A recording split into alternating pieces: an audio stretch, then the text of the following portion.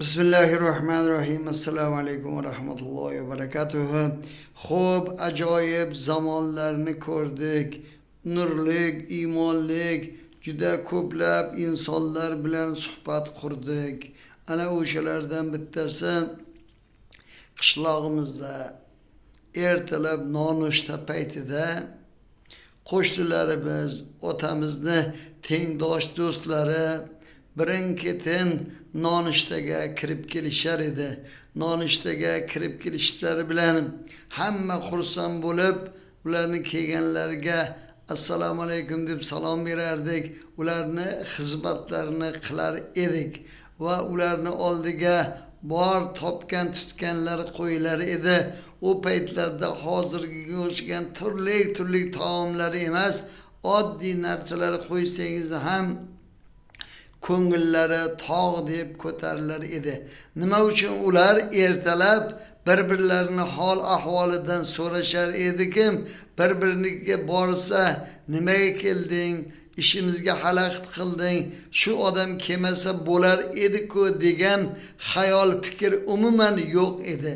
Kim kelsa ham darhol onalarimiz xizmat qilishardi, otalarimiz ularning kelganlaridan shod bo'lishardi. Bir soat, yarim soat o'tirishib, choy ichishib, chaqchaqlashib, so'ngra ketishar edi.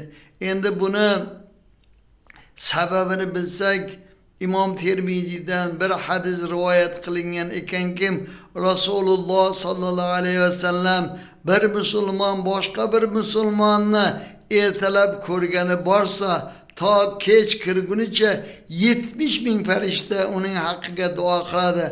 Agar kechqurun ko'rgani borsa, to ertalabgacha 70 ming farishta uning haqqiga duo qiladi.